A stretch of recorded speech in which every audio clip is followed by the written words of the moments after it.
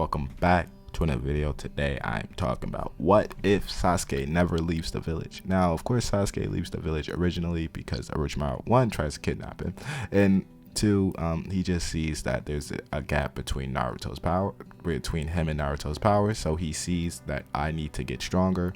I need to be able to defeat my brother. I need to be able to be stronger than him. So he takes the cheat way out, of course, with the curse mark, and then it turns, hey, I can get stronger with Orochimaru rather than I can get stronger with Kakashi. Now on this turn, I don't think Sasuke at least considers the aspect of leaving the village. I don't think he even considers the aspect of getting the curse mark originally in the village. Right? I think he says, I could stay here, get better for myself, and much to the obligation of Itachi, he stays within the village. Now this presents one, maybe two problems, of course, in the character arc of Sasuke. One, he probably gets to see Naruto leave the village and travel around with Jiraiya, as Naruto leaving the village with Jiraiya and taking that journey is less of him trying to escape, more of spending time with a fatherly figure, and of course learning the Rasengan. Two, who trained Sasuke? Well, in the original time, it's Orochimaru that trains him, as well as he trains around Team Taka, Suigetsu, Jogo. He trains with all these people to get better, to get stronger, and help him improve in his mastery of the Sharingan, and to hopefully beat his brother one day. But now with Sasuke within the village, who does he train under?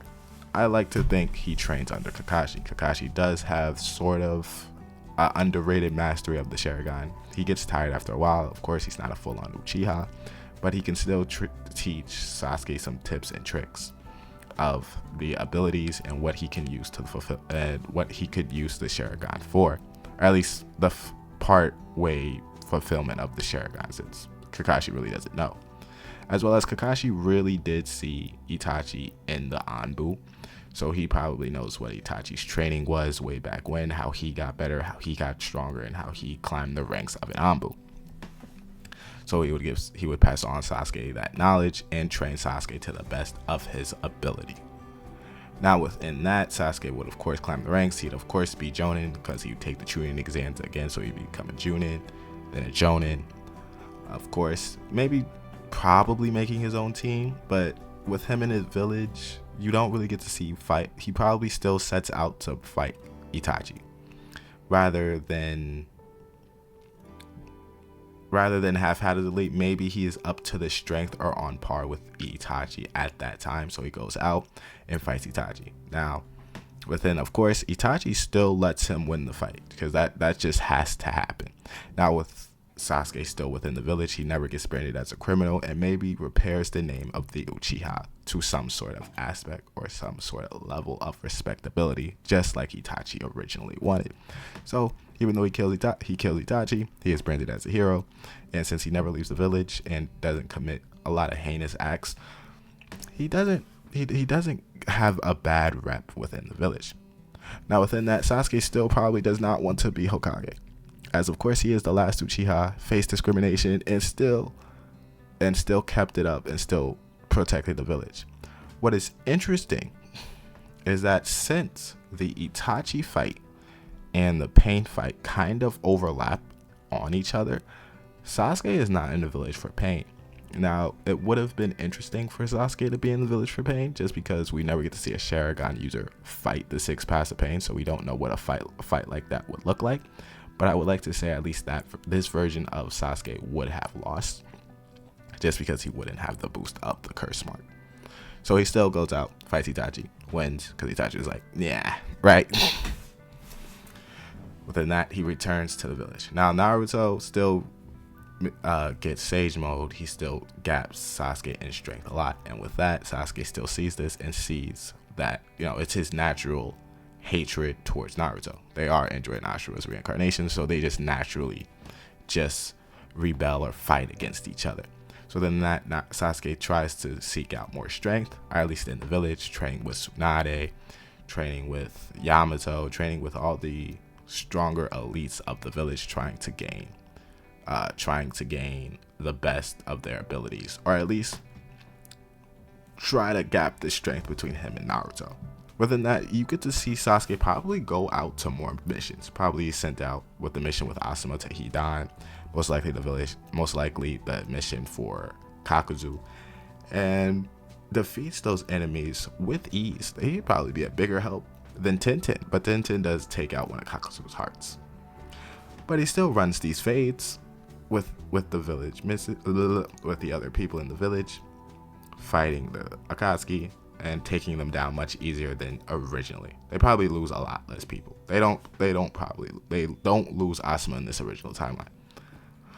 Now, within the war arc, since he stayed in the village, I would like to think he still hates Naruto. Not a hatred like, oh, I gotta kill him. More like, man, why can't I ever get a level above you? Why are you always ahead? Within that, he tries his best to go against Madara, he would die. He tries to go up against the other Kage, he would die. Now he doesn't go to the 5 Kage summit. He doesn't go to the 5 Kage summit. But he still secretly kills Danzo. Now he would do this secretly and decisively. He would let no one know this, but I think he would kill Danzo in a more dignified manner, bringing his actions and what he did to the village behind Hiruzen's back. Basically how he tried to do a coup d'etat to Hiruzen once he died and tried to basically remove one of the village's biggest assets in the Uchiha via his brother's motives. So I would like to think he executed Danzo just in a more justifiable action with more evidence and more presentable case where he would get permission, but he'd have to do so silently. So Danzo is still dead in this timeline, and with that, Tsunade goes to that 5 Kage summit. Or at least tries to. I'm gonna say Tsunade goes to that 5 Kage summit. Then that, since Sasuke is not there, Obito still declares war, and the whole fight breaks out, but without Sasuke there, much less panic, right? Anyway, you could just jump straight into the 4th Great Ninja War, where everything just proceeds as normal. Sasuke is probably a little bit weaker, so he probably would be faced with more of the white Zetsus than the stronger combatants, I like to think, if he went up against Madara, because he would have been sent out on those front lines with Tamari. He would die.